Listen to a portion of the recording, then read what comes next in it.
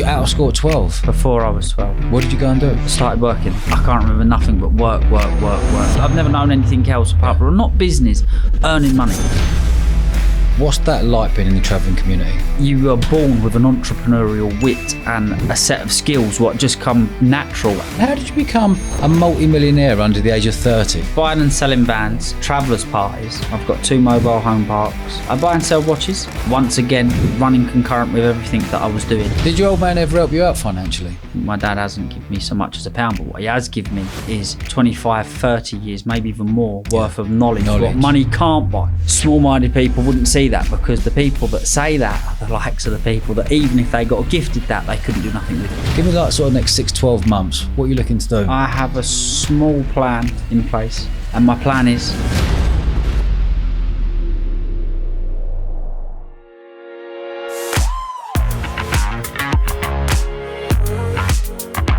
Alfie, welcome to the show, mate. Thank you very much. It's a privilege to be here. I've watched a lot of your podcasts. I enjoy them an awful lot. Quality. Good man. Good man. Let's roll all the way back. Where did you grow up and how did you become a multi-millionaire under the age of 30? Well, I was born in East London, Redbridge, and I spent pretty much most of my childhood between East London and Romford, which is, that's borderline London, Essex. And I've come from a very entrepreneurial background. My dad's, as far back as I can remember till to this day, I can't remember nothing but work. Even to sit at a dinner table and have an open conversation will always come back to business. And that's pretty much what definitely helped. Yeah, I've never known anything else apart from, not business, earning money. Yeah. That was in the blood to earn money from a young age, right? Absolutely. My sister's very much the same, but just in different ways. She's very talented in different ways. She can earn money in different ways, clever in different ways, and the same as my dad and my granny. My granddad works on Christmas Day and he's 70-year-old. Yeah, good man. Good man. So what was school like for you then growing up? Did you go to private school? No. Obviously your dad's a billionaire gypsy. Mm-hmm. When did he first start coming into his money? I saw that. You saw that, yeah, did you? I saw that. So I remember him buying his first mobile home park, which was in Romford, called Lakeview Park. And that was when he started becoming wealthy and started becoming rich, which was, I think he purchased it in 2004. Okay. And what was that like? How old were you in 2000? What are you today? 26? 26. So 2004, you would have been... 6. Okay. And when did you start noticing that your life was changing at a young age? It's a good question, but hard question to answer, because I didn't really see it changing. It just gradually went.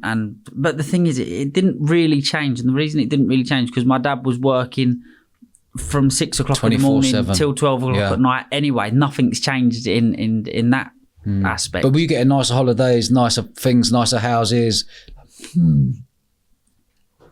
Yes and no, because everything that my dad was earning, he was always reinvesting. So it never it didn't we got money, bang, we're living an extravagant lifestyle. It was never like that. It was building. When he got to enough money, he bought his next mobile home park or his next piece of property. Quality. So it was always, there's always been, we can't do that because of this. Yeah. It was never just, I've got to this point in my life. But that's a sign of a good entrepreneur. You always get paid last. Absolutely. Do you know what I mean? It's like, hold on, mate, we're building this, pay everyone. Let's build. And then one day it just, And what was it like for you then at school? What was school life like for you? School,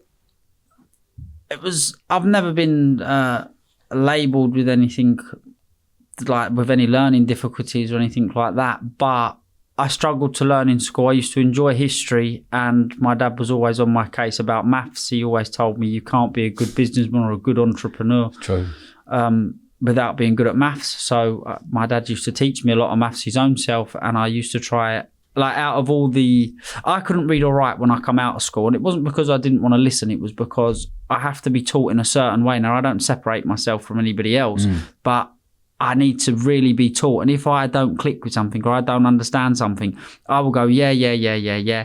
And really it's going in one ear and out of the other. And it's the same as me today. But I used to use school for networking. That was great for me. Now, I went to Gideon Park, I moved to Potter's Bar, and then I went to a school called Cuffley, and they understood how I needed to be taught, which helped me an awful lot. And my reading, and I couldn't read or write when I come out of school, but when I got on social media, I had to read and write, because if I couldn't read or write, I couldn't entertain social media, Facebook, for example. And so Facebook taught me how to read and write. But in school, like I say, I used to try and learn. I always used to try. I wasn't the best. And I always used to say, yeah, I understand, when I probably didn't. But history was a subject that I loved and done well in, because if you've got a passion, you like something, it definitely helps. And what sort of sparked you at school? Were you earning £1 note at school? Were you always flogging stuff? Were you selling stuff? Were you earning money out? What was life like there? That was when my business career started, which was in 2009. Yeah. Which, because I come out of primary school, which there was no business happening there. Then I come into senior school and I see somebody else selling sweets. And I thought, wow, what a great idea. And then I used to buy sweets out of the garage and do the same thing in school. And it was all right. You know, it wasn't my idea, but what I am extremely good at is seeing an idea and making it better. Yeah. And in half terms and time off of school, I used to go to work with my granddad, which was my mum's dad, and he used to buy and sell industrial equipment, and he used to sell a lot of equipment to cash and carries. So as I was selling sweets in school, it clicked that I can go and buy more for less. Like, obviously you have to buy in bulk, but that's not a problem if you're selling them. And you got to have an account with them, a cash and carry, yeah. And do you know what? He actually, because he knew me granddad, it was all right. You know, he used to let me go and pick up what I wanted and just pay for it. But in reality, yeah, you do need an account. But how much I was probably buying 2 boxes of Chewits and a tray of Cokes. But you look back, as entrepreneurs we are, that's where your business starts. Absolutely. That's where your business brain starts. Buy something for £1, sell it for £2. Buy something for 10p, sell it for 20p. And that is a business at its simplest form. But absolutely. By keeping business simple, it's the way forward. Absolutely. Well, the simpler you keep it, it's harder to make mistakes like that. The minute you complicate it, that's when mistakes start to happen. Totally, and that's what I've learned. And so what was your movements then coming out of school? What age did you finish school? I only done a year. I done 1 year in year 7. So what's that age group? What age did you leave school? So I done it through to I done year 7. So year 7 was 11 to 12, and I think I was out before I turned 12. You're out of school at 12? Before I was 12. What did you go and do? I started working. For your old man? No. I've never worked for my dad. You're not? No. Granddad? No. Family members? I've gone to work with them only to learn the trade and to see what was going. To be honest, I'm from the travelling community. Yeah. And we don't sit at home with the women. Yeah. So in half term, we go with the men. Yeah. The men are at work. They don't, it's school holidays, we have time off. It's never been like that. You know, weekdays are for working. If we're lucky, we get the weekends off. Yeah. So travelling community, what's that like being in the travelling community? For the listener out there, how would you explain, how would you visualise what it's like day to day? Well, I would say it's a privilege to come from the travelling community, because you know, you were born with an entrepreneurial wit and a set of skills, what just come natural. And the skill is, which ain't much of a skill, and I would like to push this to anybody that's doing business, shyness is a problem and it affects you in business. Being able to ask, being able to talk. And I earned a lot of money via cold calling. And that's what I done when I come out of school. But I suffered a little bit with being shy, and it had a massive impact on my business, because to knock on somebody's door and start talking to someone you've never met and offer them a service or a product, you kind of get caught up in your words a little bit if you're shy. But the more you do it, the better you get, and it wears off. And it's the same as anything. Like whatever you may be doing, like any business, if you had somebody specifically to sit there and cold call, it's a numbers game. Yeah. It's only a matter of time before you get a deal across the line. And you don't have to worry about rejection. No, well. If you can deal with rejection, then you'll be able to move forward very quickly. That doesn't work. Next. It could pretty much set you up for life. Agree. Being able to handle rejection, because it's a horrible feeling, getting knocked back. And from a young age, I've dealt with it. You know, I wouldn't say I enjoyed it and it was nice, but... So what was life like for you? I'm just trying to visualise here, or anyone listening or watching on YouTube. Living in a travelling community, were you living in caravan? Were you living in a house? I did. We have lived in caravans. Yeah. We have, but...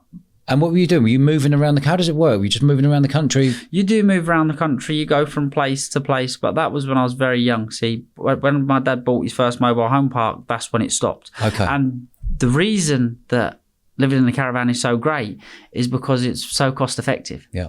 And you can move from A to B within a matter of seconds. Hook up as quick as you can get the trailer on the tow bar is as quick as you can move, and cost of living is extremely low. Yeah.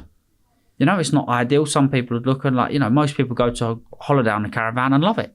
You know, it wasn't. Why were the costs so low?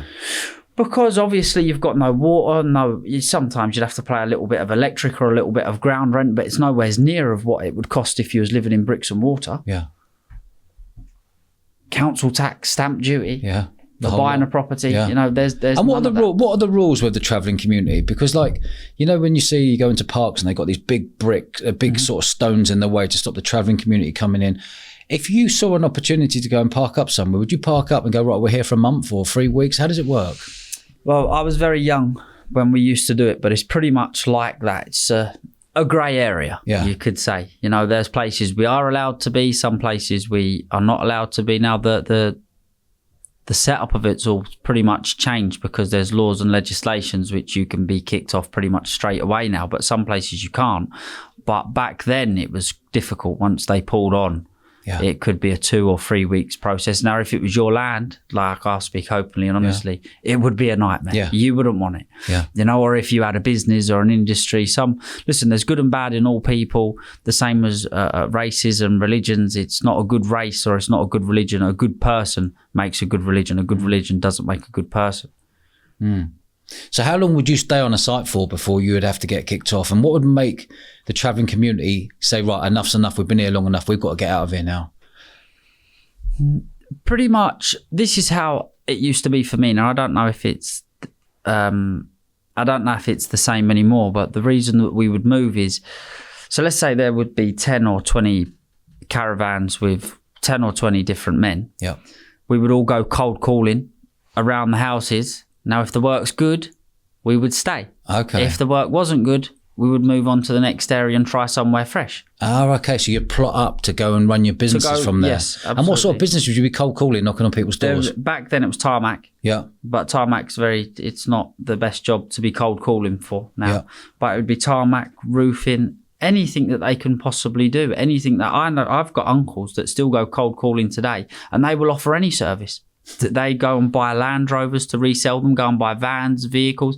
Now, you know, it's probably strange for somebody to knock on your door and say, would you be interested in selling your vehicle on the drive? But again, it's a numbers game. Yeah. If you knock on 10 doors, you might get 0. But if you get 0, you do another 10 and you're bound. You keep working like that, you're bound to get one across the line. How tight is the travelling community in the UK? How tight is it? It has different areas. Like we all know each other. It's very small. So are we talking concerned. What, 10,000 community, 1,000, 3,000? Do we roughly know? I couldn't even tell you. No. I couldn't. And the travelling communities, is there a northern travelling community and a southern? They stick to their own patches, do they? Yeah. Well, they do and they don't. It hasn't got to be like that. Like I've got a lot of friends from the north. I've got a lot of friends from down the south.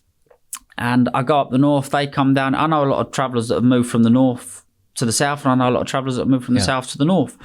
But everybody knows everybody pretty much. Like if I see a traveller crossing the road, I would always have to put my hand up, and 90% of the time I would know who they are, or we've had some sort of history. Yeah. But you know, not everybody gets on the same in life, any walk of life. But has there ever been in that travelling community where a family are wanting to fight another family? It's gone on for years. All the time. Still going on to this day, and for generations, probably great generations. Is there like a big family feud still going on today? There's several. There are. There's several. Like I say, which was backdated to their great granddads. Which, to be honest, what it probably started over. Those people are dead and gone. Yeah. What are your thoughts on that? Me personally, I believe in forgiving, and I'm a businessman. I'm not an arguer, I'm not a fighter. And I don't think feuds and arguments are good for business. No. That's my thoughts on it. You know, if you've got, like, for that to carry on, we all have a lot of pride, and travellers probably have as much pride as anybody, let's say, and that's probably why they carry on a lot longer than they should. Because at the end of it, what do you gain? There's no gain, is there? Apart from the pride bit. Exactly. Yeah. What about growing up then? Were you taught how to fight as a kid? Yeah, I boxed. Yeah. I boxed from being 6 to 15. Okay. I boxed from 6 to 15, and then I give up, because most travelling boys, there would be a lot more successful traveller boxers if they stuck at it. Like, I would say in England, they're as good as community. Like, even when I was boxing, it would be a nightmare to hear, oh, the person you're fighting today is another travelling boy. Yeah. Oh, what a nightmare. You know? But they get to the 15, 16, 17 age, and then they start driving, and then their mind kind of... More money, Well, it's the girls, the going out, course, you know, booze, the lot. Exactly, which happens to most of us, happened to my own self. Yeah.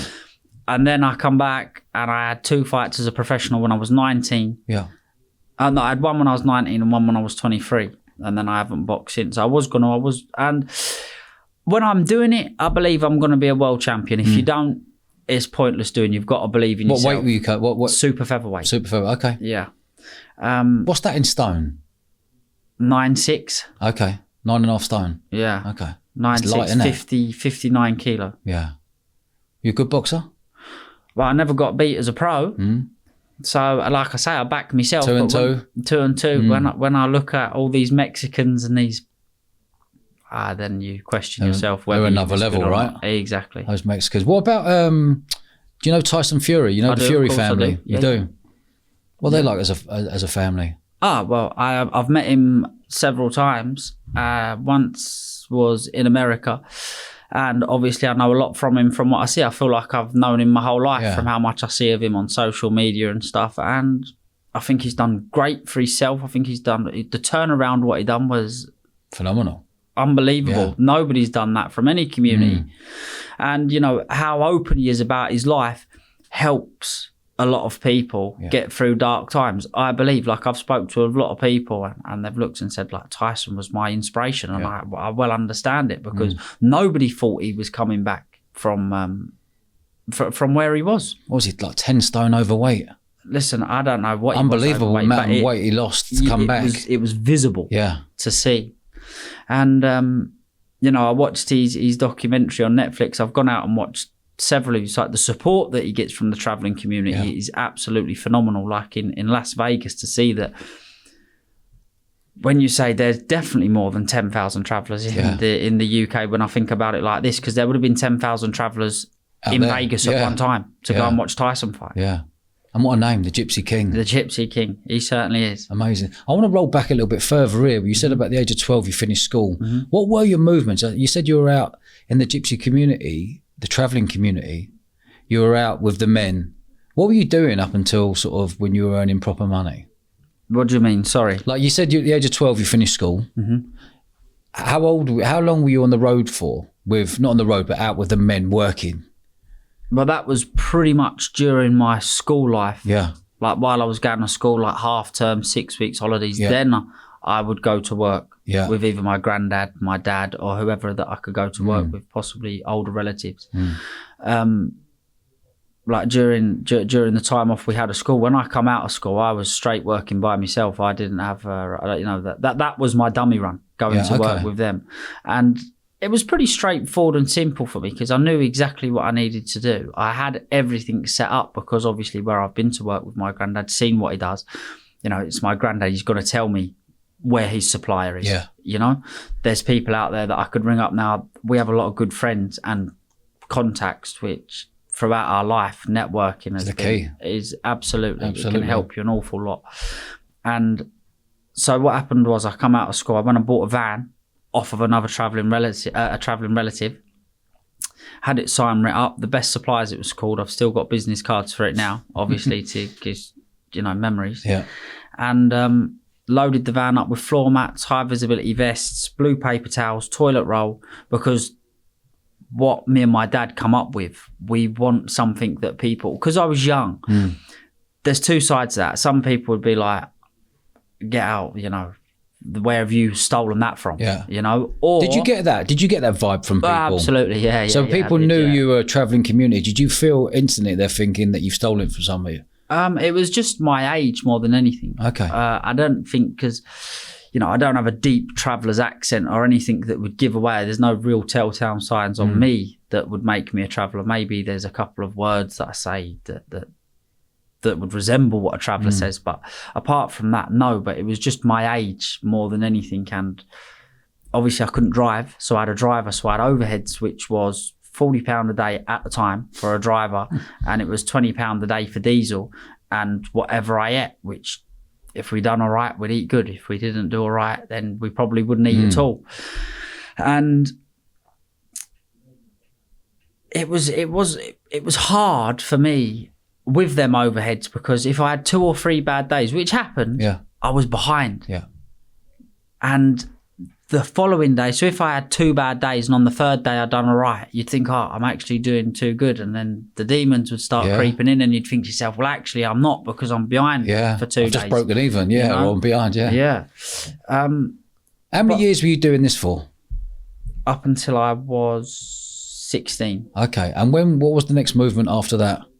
My next movement after that, well, during this time, because I had a lot of stuff that I would do running concurrently, because cold calling took up most of the day. There's there's no set hours for that. If one shop closed, another one would be opening. And so what I done was, my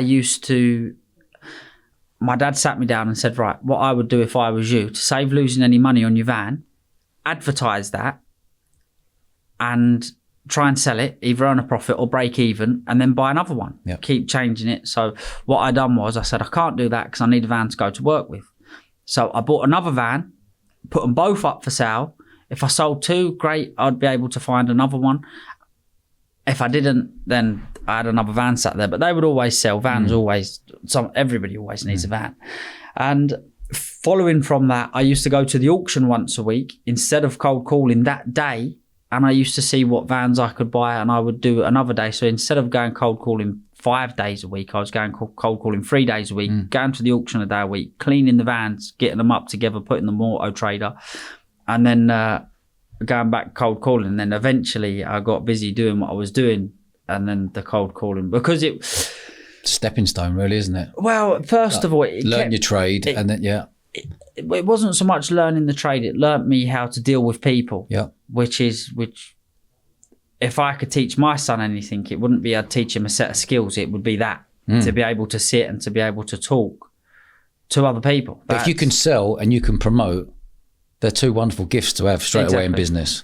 Exactly. You can travel the world as long as you can sell and promote or market. Well, do you know what? Exactly what you've just said then. You could put me in anywhere in the world with nothing, and I would be able to live. Yeah.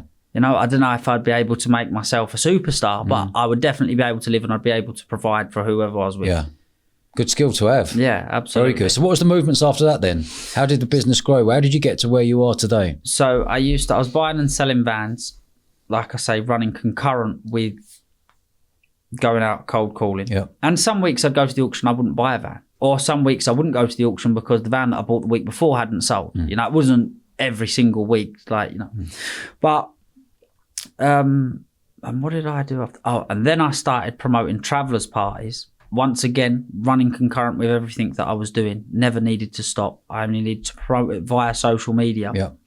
And but I couldn't do them every week. That it had to be an event, i.e., Valentine's, Easter, Christmas, Halloween. Apart from that, I never used to promote them. I used to promote them down in London. Now, there was other boys up the north that used to do it, and I was very good at it. Once again, it wasn't my idea. Yeah. I see it and thought I could do that. Now, finding a venue to promote a travellers party was very difficult. Yeah. You know? It was, were you thinking nightclubs at the time, were you? Or were you thinking, what sort of venues were you thinking? Well, the first one I ever done was actually at a golf course because I was too young. Whereabouts? What course? It's Blue Mountain Golf Course in Bracknell. Yeah. I tried numerous venues and was never managing to get a nightclub. And And it was strange because up the north, the travelling promoters that was doing it then, I think they might even still do it now, but they managed to get nightclubs or good venues. Now, from what I found from doing it, if you found a good venue, you pretty much needed very minimal promotion. Yeah. Word of mouth would spread throughout the travelling community and it would be filled.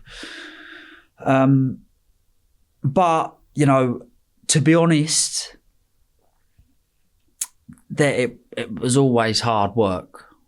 Like, there would always be some sort of incident during the event. Like, you'd be very, very, very lucky for there not to be something major. And what was your conversation? You're banging on nightclubs' doors. Yeah. Who's the manager or the owner? It's Alfie Best. I want to throw a party for the travelling community. Would you be upfront and honest with them? Or would you say, I'm a promoter, I want to hire your venue, I want to throw a party? At the start, I'll be perfectly honest. No, I wasn't. You wasn't what? I wasn't honest. Okay. I would go in there and just tell them that I was promoting a party, regardless whether I would try the angle that it was my birthday, that I'm doing it for Easter from all my friends and family. Yeah. And then I got my fingers. But I guess you're not telling. I guess that is the truth. Well, as well, isn't it? I'm throwing a party at Easter for all my friends and family. It's a grey area. Yeah. And then what happened was they ended up getting I don't even know where the call come from, but they got put wide that it wasn't as straightforward as what I was saying. And I wouldn't have said I invested a lot of money, but still, for me to lose anything, for them to ring up and say, no, the party's not happening. To be honest, more to save face was a nightmare. I didn't want to promote that it's been cancelled. Yeah. That's not a good look after I've maybe done 2 or 3 that had been successful. And after that, I realised that the angle to go at is not to try and go for a club that's thriving. Travellers are not allowed. They're not accepted everywhere, especially not in big numbers. Yeah. In big numbers, forget it. Impossible. It doesn't happen. The minute that anybody gets wind that they are travellers or from the gypsy community, they're not wanted, which is wrong because, like I say, some are good, some are bad. You know, I think everybody should be judged on how they are on the night. And so then I discovered that the clubs that are failing, well, they don't care what happens because I come to this story. I ended up with a club via doing these travellers parties. Well, you ended up buying a club? I ended up taking the club, yeah. Did you? Whereabouts? In Hoddesdon. When I was 16. Okay. Would you take the lease on? Did you buy it? Buy a freehold? I took the lease on. I took the lease. What happened was, as you was telling me when I walked in, you've had clubs before, overheads are massive. Yeah. I didn't know this. So I had done 3 travellers parties on the spin. So it had been Valentine's, Easter and Halloween, or Christmas, Valentine's, Easter. And he come and said, right, my venue's not doing very well. It's not a successful business at the moment. Do you think you could make it work? He tried to offer me the partner route. I said, I'm not interested. But what I will do, I will take the club off of you. Because the thing is, how he's just explained it to me, he's just told me that the club's failing and he's going to close it down. Yeah. So what do I want to buy that for? But I can make it work. And he said, right, I've got X amount of bills that are outstanding. Cover that. If you cover that, then take it. Yeah. Which is exactly what I've done, which I can remember exactly how much it was. It was £60,000 in total, which was a little bit of rent, I think rates and whatever may have come with that. I think a PRPS license. Yeah. There was bills I've never even heard of. And for me, it was buying and selling, which is very straightforward. It doesn't take anybody long to be able to teach buy cheap, sell expensive and make more profit than what your overheads are. On the scale of running an actual business at 16 was difficult. And how I actually started the nightclub, I believed that I was going to open the doors and everyone was going to come running in. Don't happen. No. And I couldn't promote it as a travellers nightclub. And I wouldn't say I stopped them, but I didn't promote it as travellers events anymore. And this is where it didn't work for me. My following wasn't the run-of-the-mill everyday people that go drinking in bars. My following was travellers. And the club failed miserably. I thought I was going to open the doors, everyone was going to come running, because it was no good for me. I never looked at it like, right, what I'm going to do is, which would have been I bought another club after that, but I'll come to that in a minute. When I got the club, I need to open it Friday and Saturday minimum, right? Now, Christmas, New Year's is only twice, 2-3 times a year, right? You get 2 or 3 good nights. I thought I was going to open the doors. Everyone was going to come running in every Saturday night. For the first 3 weeks, I was genuine. The first night I opened was good because I had a lot of friends, family, all come through. But, it wouldn't have been a profit-making venture that night at all. But the next 2 or 3 weeks after that, I put Dappy in there, Fuse ODG.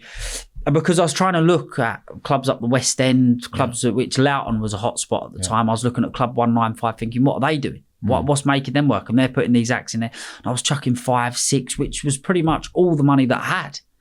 And was literally like, some nights was good, some nights was bad. But from how it looked, you're chucking what, 5 and 6 grand into the night, you're saying? Well, that before I even opened the door. Yeah. And that's before the overheads of staff, rent, just to pay doorman. an act. Yeah. And then I sat myself back down. Did the old Bill know that you were from the travelling community when you took that club on? Yeah. Did that have a detrimental effect, do you think? It did, following when it come to the end of it. Now, they couldn't just discriminate me and say, you're a traveller, you've got to work like this. But they did put, on my licence to run the venue, there was probably rules and regulations in there that, let's say, you wouldn't have, for example. But it was a hard job. It's not a job I enjoyed. The idea of owning a nightclub and walking up and down and being the big lad in the nightclub was 10 times better than actually running it. The reality I was having real sleepless nights at 16, and my dad's always been the type to you made your bed, you've got to lay in it. Yeah. Did your old man ever help you out financially? No. What was his attitude towards you?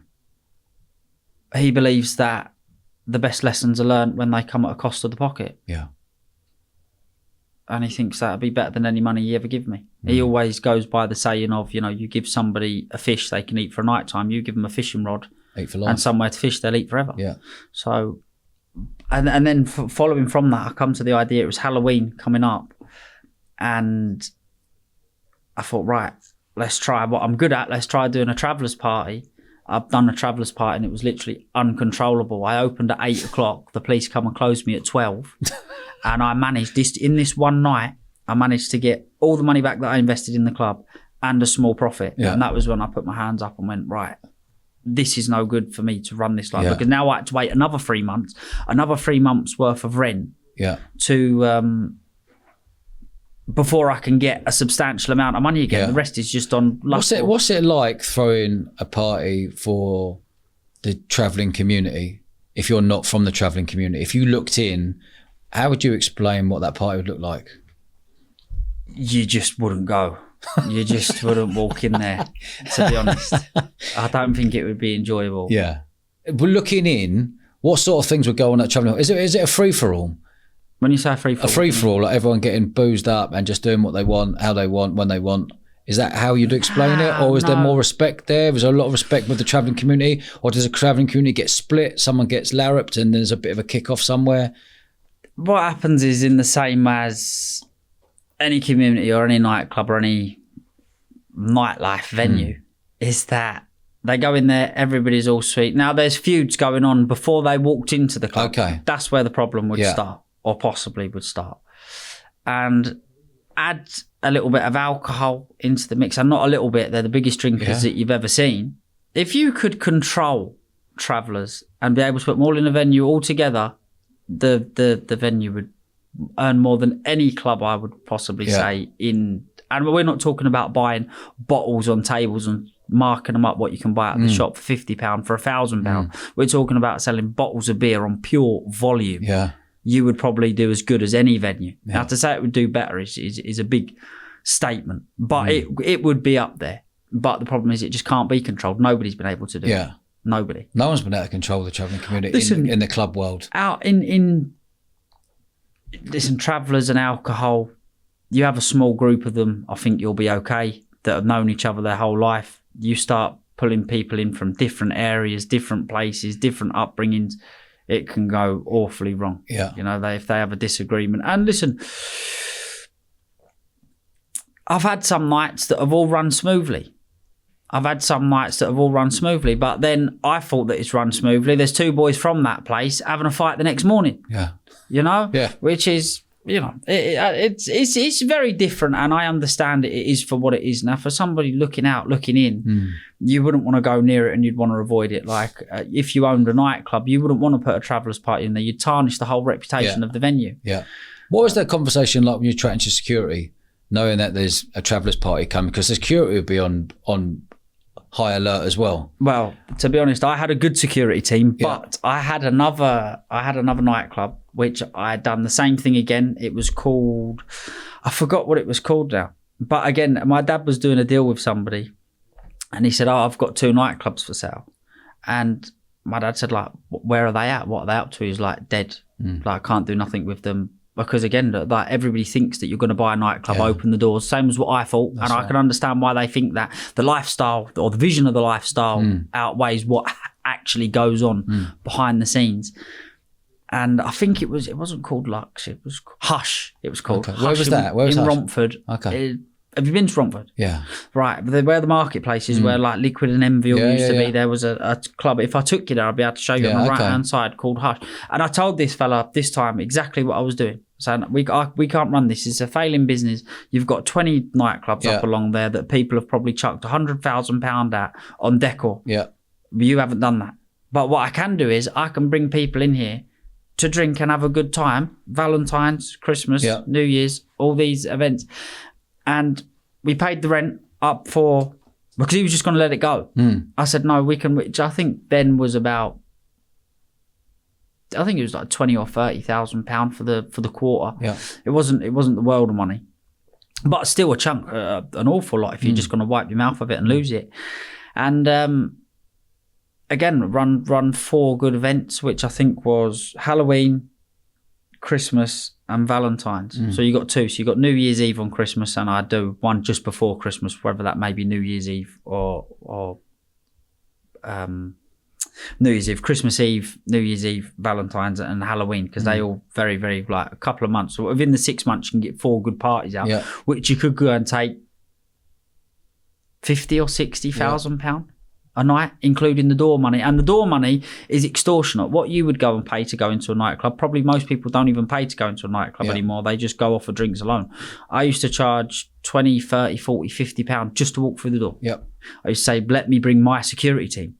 Like that, like I say, your men may think they can handle it. My men know how to handle it. It's no good getting in there. Oh, stop. You need to talk to them. I'll leave it a minute. Do you know what I mean? Just stop. That's no good. Let's enjoy our night. We get back onto it tomorrow. It needs to be dealt with. So, but with my security team, they still did bring the odd one that, you know, used to think that he was the boy. Yeah. And then you would soon see if something was to kick off. What was it like? What's it like being part of the travelling community, being a woman? How are they treated differently? Is it a proper man's world? Absolutely. Yeah. Give me an example how a woman would be treated. Like a princess. Yeah. Like a princess, doesn't have to go to work, doesn't want for anything. But the problem is, you know, when we're ready to go on holiday, when we're ready to go out, that's when it happened. If we want to go out tonight, we'll go out tonight. Now they can have all their travelling friends, but they get very dictated to and told what they can and what they can't do. But they don't know any different, because they would have had it from their dad, from their brother, and then when they get married, they would have got it from their husband. Yeah. Now, again, we're in the 21st century now, so times have come on a lot, and things are changing, and I can't speak for everybody, but that's pretty much how it was for me, and that's the ideal travelling woman. Yeah. Like, that's how my sisters would have lived their life, cousins, family, my mum. And what about a Gypsy Wedding? What was the TV programme? Big Fat Gypsy Wedding. Yeah. Is it like that? Again, there's probably so many travellers' weddings. Some are, some ain't. There's some right at the top of the Richter scale where they go off and they're unbelievable and there's thousands of people there, and then some just go to the registry office, get married and go home, or maybe go on their honeymoon. Yeah. But, you know, it does happen. It's not like, you know, it wouldn't have been fabricated for the programme. Like, that would have happened. That's exactly how it would be. Yeah. If you were having a big wedding. Not me personally, but I could name you 5 people off the top of my head that would have a wedding like that. Or I could name 5 people off the top of my head whose wedding I've been to that has been like that. Yeah. But then likewise, I could say the same about somebody else that hasn't. So what was your movements after nightclubs then? How long were you staying in the nightclub world for? A couple of years? Yeah, 2 years. And then what did I say 2 years? How did you get to where you are today? What were you in? You were in the under 30s most. Sunday under times. Sunday Times. Rich list. Rich under list. 30s, yeah. How did you get that? Property. And well, listen, I say property. Property is what got me on the ladder and kept my money safe. Yeah. That's what I wouldn't say it earned me fortunes, because to be honest, it's very marginal what you get from property. Like if you invest £1 million, you'd be getting 50 or 60,000 pound back a year. Now that's on a residential property like a flat in London, for example. And I'm speaking off the back of my own flat, because that's what I get. I've got a flat in London which I Airbnb, and I get roughly around £60,000 a year before. And where is that? Before tax, in Knightsbridge. Knightsbridge, happy day. Yeah, and first of all, consistency of saving money. I was always going out, getting little. I never turned my nose up at little money, regardless to what it may have been. Now, from what we've spoke about here, there's several things that have gone on, but I probably haven't spoke about, which have all been business related, and putting money away, saving it. And I was very good saver, because that's a gift as well, by the way, because there's a lot of spenders out there spend a lot more than they earn. Yeah, well, my uncle told me a very, very, very, very, very, very good motto. He said, as long as you save more than you spend, you'll always be all right. Now, I understood that aspect of it through going to work and cold calling. Yeah, same. A lot of people would look up and say that my dad's given me everything. My dad hasn't given me so much as a pound, but what he has given me is 25, 30 years, maybe even more worth of knowledge. What money can't buy. I agree. Which money can't buy, but I wouldn't sit and try to educate someone that that's the case, because small-minded people wouldn't see that, because the people that say that are the likes of the people that even if they got gifted that, they couldn't do nothing with it. Yeah. But it's something my dad steered me down the road of, i.e. because he looked up and he said to me that stick to what you know. Yeah. I've got an office full of people over there. We understand the job inside and out. So get involved in that. I was always interested in houses, flats, being in London. Again, sometimes the lifestyle of something, takes over my mind than the actual business aspect of it. And sometimes I need to stop it and put it in my place. Yeah. That we're not running this to live a good life. The outcome should be a good life, but we're not running that, i.e. to have a good life running concurrently with that. You understand where I'm coming from? Of course. Because there's nothing cool or smart. If anything, the mobile home parks, it's hard work. I have 2-3 residents ringing me, the fences blew down. And do they all pay you rent? Do you actually own those actual homes, or do you own the freeholds? You own the land? I own the land. Yeah. And they own the home that goes on the land. And they pay you rent? Ground rent. Okay. Can you buy any of those mobile homes if you wanted to? What do you mean? Like those mobile homes, could you buy them off the people that's living the people and then rent them out? We do, if I wanted to, yes. But the problem is for me to rent it out, it's going to take me 10 years to get the same amount of money as what I'd get if I was to pull it off, put another home on there and sell it. Right. So it doesn't make financial sense to do that. Yeah. And how you said mobile homes, what does your old man do? How many does he own? Oh, hundreds. He's got 10,000 residents. I don't know how many parks. He's got 10,000 residents. But what is parks? They're mobile homes as well? Yeah, mobile home parks. Yeah. So he's saying, this is what we know, this is what we do. Yep. You branch off and set up your own business, crack on. Yes. That sounds like a win-win. Yeah, well, quality. At the time, again, to be honest. He knows what he's doing. You're learning the trade. Exactly. He respects you, you respect him. Perfect. But in all honesty, it was... Again, it's not something that I wanted to do, and I had my own money, and sometimes I chuck my toys at the pram. I don't want to do that. I don't want to put my money there. It's my money. And sometimes I feel very dictated to, being told what to do. But sometimes my mum would pull me to one side and say, listen, he hasn't got to where he's got through being a fool. You know, if it goes wrong, at least you've got something to point the finger at. How did he become a billionaire? Like a billionaire? What's that? That's 1,000 million. Yeah. How do you get 1,000 million from these mobile homes? It wasn't the mobile homes. It wasn't? No, it wasn't. I genuinely believe whatever industry he was in, he was going to make a success to the billions. Yeah. I believe his work ethic, is something that can't be taught. Yeah. It can only be bred. Agree. And I would like, now he would disagree. I would like to say that my work ethic is half as good as his. He claims that it is. His blood runs in my veins, which obviously it does. But I never see him when he was my age, right? Or maybe I did, but I'd been very, very young, so I don't know how he acted when he was my age. When I get to his age, because the thing is, his sacrifice, like what he sacrifices in life to get to where he's got. I know a lot of people that would look at him and say, right, you take on his jobs, what he has to deal with, and the pressure. They would say, we don't want the money. It. We don't want that. Yeah. We're staying. Does he stay calm under pressure? The calmest. Doesn't bother him at all. That's another gift. People don't talk about that. No. Staying calm under pressure. I wouldn't say it makes it. He's always under immense pressure. Like as I was saying to you before, and we've come to a good point, because he doesn't need to be under pressure. He will put himself under pressure. Yeah. He puts himself there. All self-inflicted pressure. Because of high standards.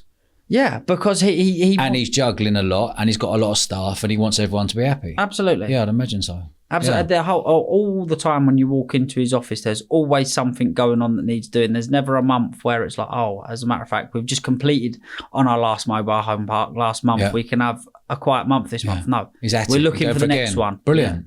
Yeah. Love it. Yeah, I'd love to meet him. Yeah, he's good. He's a good character. Yeah, mate, sounds a proper character. What's he got? What's he built up then? He's built up. He's got his own helicopter. Mm-hmm.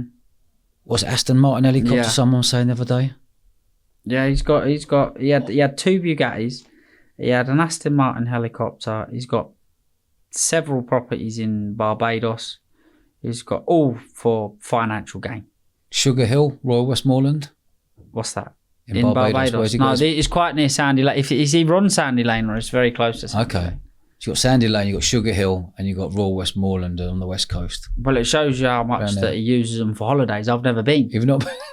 Never. And mate, I'd be getting yourself out there, mate. You'll love it. I know. I know. What's his mindset like? If you were to explain to someone now, my old man, you'd go, my old man's mindset is... It's very, very, very simple. His mindset is just very, very, very... Now, I don't mean his moods. I mean his mindset, because his moods are very inconsistent. But his mindset is very consistent on what he needs to do. And his actions to get to where he needs to go, or in what he needs to do in order to complete what he's doing. And it's just...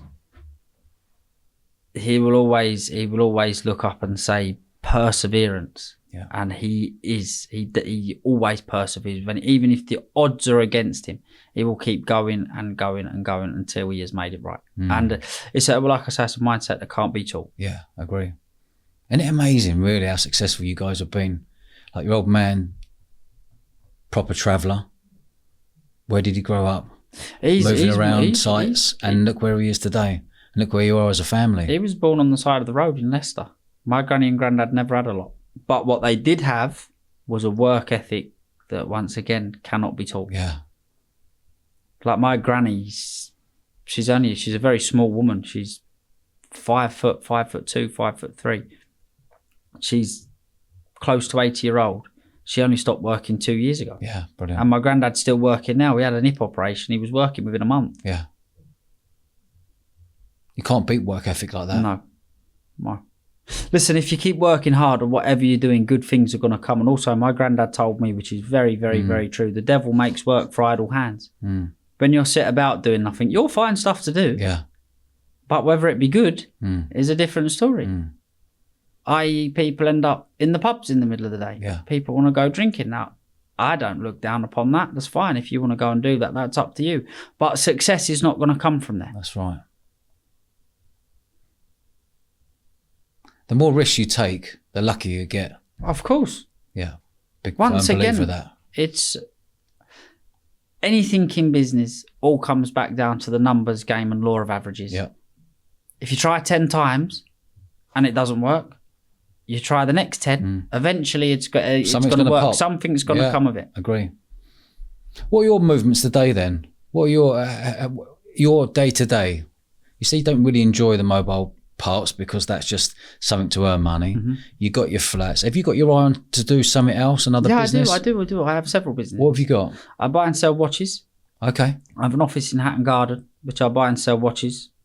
That was great. We had a great 2020, a great 2021. Then the market crashed a little bit, took a little bit of a sting. Why was 2020 and 2021 so good, do you think? Because of the lockdown. Yeah, but why? I don't know. Okay. Were people trying to get rid of cash at the time? Were people getting bored? There was more time on their hands to go and buy and sell watches? Did they feel like the watch market was rising and rising? It was a good investment?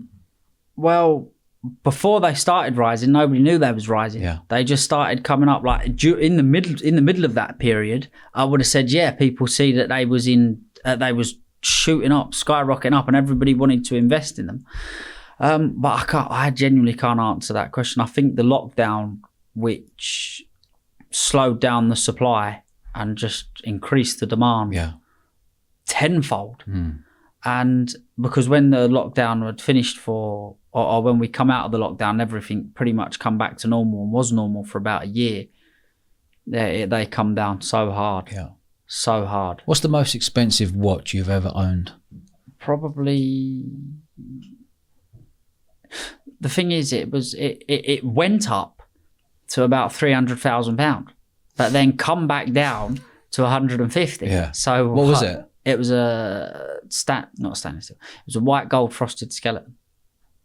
What's your movements like with religion? Haven't you turned to Islam? I've reverted to Islam. And when you say what's my movements like, what do you mean? What made you make that decision? First of all, when did you make that decision? In September 2022. Okay. First of all, one of my very good friends, he reverted, and I was very curious about it, and I wondered why, but never really took much interest in it. If anything, I wouldn't say I didn't believe, because I always believed in God, but I never had a religion. I did have a religion. I was born Christian, but never christened. Yeah. And then one day, my friend had always said to me, you'll take this one on your dad's helicopter, you'll take that one on your dad's helicopter, you'll never take me. I said, you know what, I'm going to organise it and we're all going to go out for the day. We goes out for the day, we flies down to one of my dad's friends called John Mappin. He sorts out a lovely spread of food for us, and it was just a lovely day to go on the helicopter. And my friend buys and sells watches, worked up from the ground upwards, hasn't maybe seen that. And I went with a cousin of mine and a couple of other friends. And we had to get back because my friend's mum was taking her Shahada. And I was there. He said, here, wait in the car. I'll only be half hour, 40 minutes. I said, can I come in? So when I come in, I started having this mad sensation and these mad, lovely thoughts, thinking to myself, you do believe in God. Why don't you have a religion? You have always been inquisitive about this religion. How much better would you do to think that God is on your side? Now, that's never crossed my mind, whether I've done good or whether I've done bad. I've never blamed God previously. I've never blamed God for anything going bad, and I've never thanked him for anything going good previously. Now, I'm sat in this mosque thinking this is what's running through my head all in a matter of split seconds. And I thought, I can't dive into this because we've always been very, check and double check. And I thought to myself, what I'm going to do is I'll take a Quran and I'll read it. Now, the English translation to the Arabic translation, I can't speak Arabic. My English is poor. What's a Quran? Quran is like, it's their religious book, the holy book. Okay. For Muslims. For Christian, the Bible. Okay. The Quran is... And that's all written in Arabic? Well, the original was written in Arabic, but this has been translated. But I've been told, now I don't know, that the translation is not the best, but you get the gist of what it means. And it's the best I can do for the moment. And I read the Quran, and to be honest, when I was in this mosque, I pretty much made my mind up because I thought, I've got guidance. My dad gives me guidance, but his guidance is different guidance. His guidance is what he believes to be right and the experience that he've learned, which most of the time is right. Yeah. But this is a different kind of guidance to do right from wrong. Do you understand where I'm coming from? To be a better person, to help people. Now, genuinely, before I took my Shahada, it's not that I didn't want to help anybody. I didn't really have time for anybody. I didn't stop and think to myself, I will help you because of God. You are another one of God's creations. I will help you. is if I could, I would. If I couldn't, I couldn't. It was as simple as that. Now, I have a lot more of a conscience. It really, really, really has helped me. And it's helped me in some dark times also. Because if something goes bad, you appreciate everything that's good. Yeah. And if something's got good, you obviously appreciate it so much more. And because I believed in God, the religion of Islam is very simple and straightforward. There is one God. We don't worship anybody else apart from God, which he has no brothers, no sisters, no aunts, no uncles, no sons, no children. God is just God. And deep down, I had pretty much believed that anyway. And I thought maybe this is for me. And then I read the Quran, and there was a lot in the Quran that explained to me, it had morals that I had already lived by. Yeah. Like, I'll give you an example, which is a great moral for anybody to live by. It's a moral code, a beautiful moral code for anybody and any family. If the whole world would abide by the guidelines of the Quran, the world would be a better place. There would be no world hunger. Right, it's Ramadan at the moment. Yeah. Right. So what's the Ramadan? That's 40 days of no eating. 30. 30 days in sunlight, or when there's light. Yeah, no. Stop eating at sunrise, and then you start eating when the sun comes down. Yeah. Okay. Which is fasting, which is good for the body. Which they writ this in the Quran. Yeah. 1400 years ago. Are you fasting at the moment? Yeah. How many days in are you? 2. So this is my second day. Okay. How are you feeling? It doesn't really bother me too much. Like when it starts coming like 3-4 o'clock, then you start looking at the clock and stuff. By the time it comes round, so what are we talking about? 6 a.m. to 6 p.m. Yeah. So this morning, so I woke up, I prayed Fajr, first prayer of the day, right? And you're supposed to pray 5 times a day. I try to do my utmost best to do 5 times a day. Sometimes I don't get round to it, but I do try. And we eat after we've prayed. Yeah, we eat. Who's we? Well, all of my Muslim brothers are fasting. As your wife and by family myself, and by myself. myself. Okay. But I will get up, clean my teeth, eat some, because it's not, you can't put nothing past your mouth. Or this is what I've been told, or that breaks your fast. And then that's it. I'll go back to sleep, wake up, get washed, and then leave. Yeah. But it's good. And like I say, it was written in the Quran 1400 years ago. 1400 years ago, they didn't know whether it was good or bad for you. And there's things in the Quran, scientific facts, what was written then, which they wouldn't know 1400 years ago. Now people sit and try to dispute it, but there's no dispute of it. Everybody can agree the Quran's never been changed.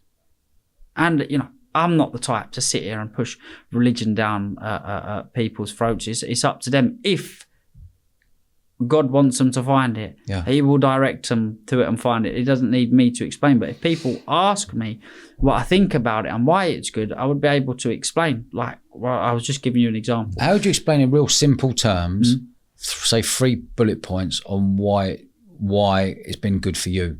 My conscience has made me feel so much better. Like my thought process. Yeah, that's one.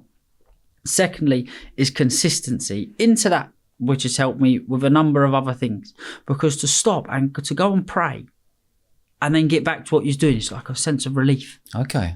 If you're feeling bad or you're feeling a little bit down, it's like you get a little fresh start. Okay. Yeah.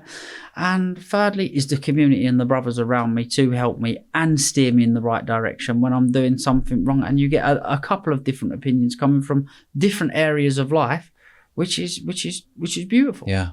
So when you're praying, you're saying you're praying 5 times a day. Give me an example. Like now, would you at a certain time ago? When I finish there is certain times a day. So when's your next prayer be? 1 second. I have to check my phone. Well, my phone's off right now. And just for example, if we were just to make it up now, and what would you be praying? What would you be saying? Well, it's in Arabic. It's in Arabic. Are you saying things that you've learned, or are you just asking what's going through your head when you're praying? No. Well, basically, what's going on? I'll get that up for you. Yeah. What's going up? So what's going through your head is you've got to thank God for everything that He's given you. Yeah. And you have to apologise for anything that you have done wrong. In that day? Or just in general? Just in general, yeah. Okay. And sometimes you do 2 rakahs, sometimes you do 4 rakahs, which a rakah is when you go down on your knees and pray to God. Yeah. Now, it is in Arabic, right? And I can't say it in Arabic. I have to look at my phone, or somebody has to lead the prayer. Yeah. But what I can tell you is the first prayer of the day is at 4:30. The next one is around 10. The next one's at 12. The next one's at 3 or 4. And then the next one's at 6. And then there is one after that, but that doesn't come into the 5. So Islam is everyone is praying 5 times a day. Is that how it works? All pointing towards Mecca, which Mecca is the Holy Land.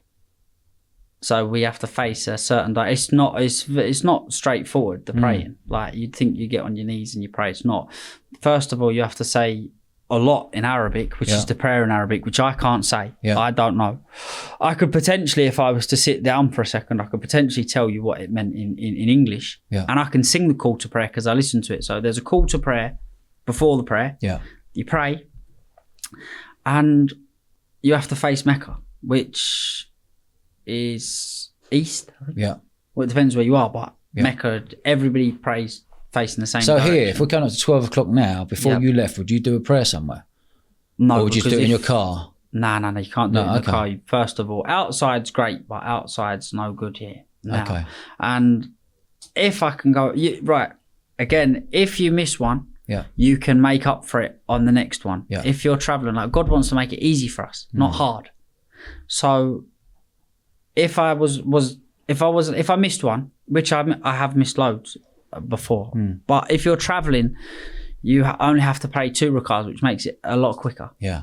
So what do you find? How do you feel after you've done a prayer? Is it like a stop moment and be present where you are to understand what I'm about to say a prayer to thank God for this, and afterwards I'm like, God, I feel good for that. That's a beautiful way of explaining it, and you are 100% right. I couldn't have explained it any better myself. I've been asked that question on a number of times, and I haven't been able to come up with an answer as good as that, and that is an extremely good answer. Sounds powerful, doesn't it? It is. How was your old man and family members when you told them that you converted into Islam?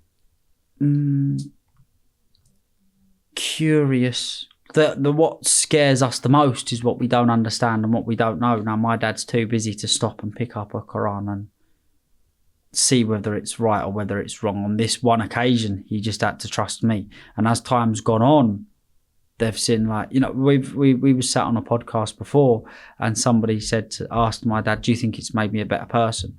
And my dad and I actually looked up and went, "Yeah, I do think it's made me a better person," because you wouldn't say it's going to make you worse, which it didn't, but my dad explained it in a lot better way. He said it's enhanced me as a person, because I was never a bad person. Yeah. But my good, it's made me think about doing good more. Yeah. But it was good. I'm very, very, very, very, very, very pleased I done it. I'm very happy that I found it. That's really nice to hear. It's really nice to hear the explanation about it. Yeah. Because I don't know much about it at all. No, it's very, very, very, very, very interesting. Yeah. It's very interesting and very good. Yeah. I want to go back a little bit. You said you've been in some dark places before. All down to business and money. Okay. All down to business and money. Of course, we've had friends and relatives that have died.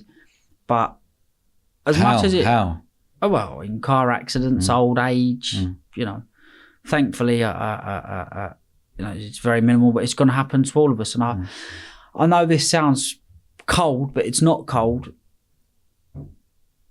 We're all going to die one day. And, you know, sometimes there's tragedies and it breaks my heart. But I genuinely believe we are going to a better place. So it wouldn't stick me in a state of depression, but business and not achieving what I'd set out to achieve can sometimes put me in a massive... Now some people could look and think, oh, he's heartless. He's more worried about money than his friends dying.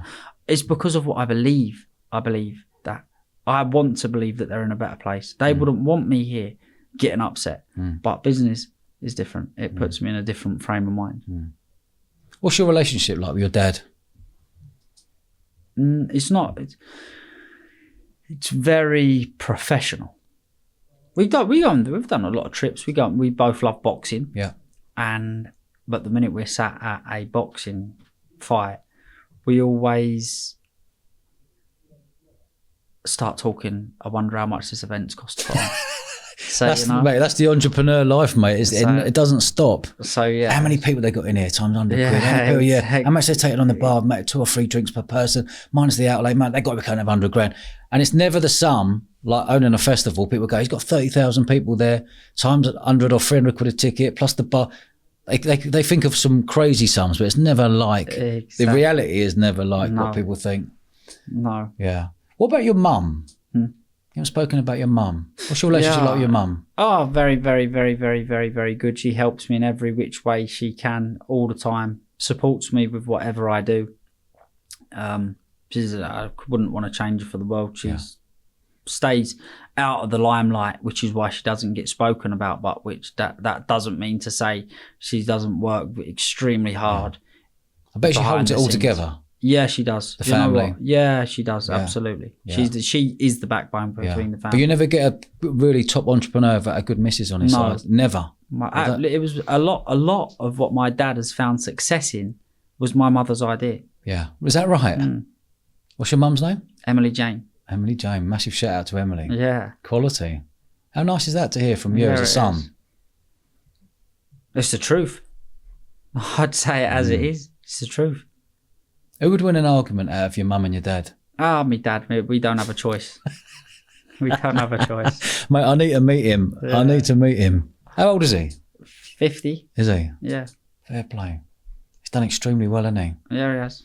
What about you moving forwards today? What's your goals? I never like asking people what you do 5 years, 10 years, because no one's got a Scooby what they're doing. Give me like sort of next 6, 12 months. What are you looking to do? I have a small plan in place, which I have always lived by and always stuck to. And my plan is earn money, invest it into property, because that's all I know. And I know that it works, and I know that my money's safe. And not only is it safe, it's earning money while I'm going to sleep. Yeah. But that's not enough.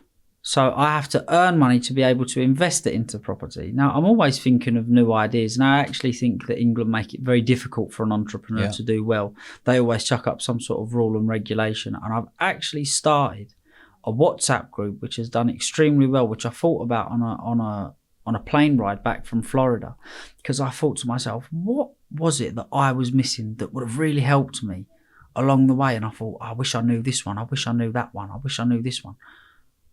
And then it clicked.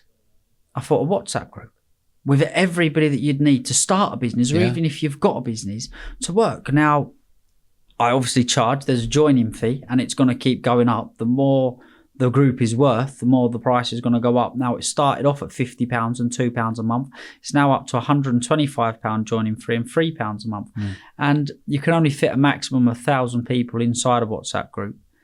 But I'd want to keep it niche. I'd rather keep it to 300 or 400 people and put the joining fee up. And it's helped so many people. I've got videos on my phone that I could show you now of people saying, thank you so much for making the group. And I was like, I knew.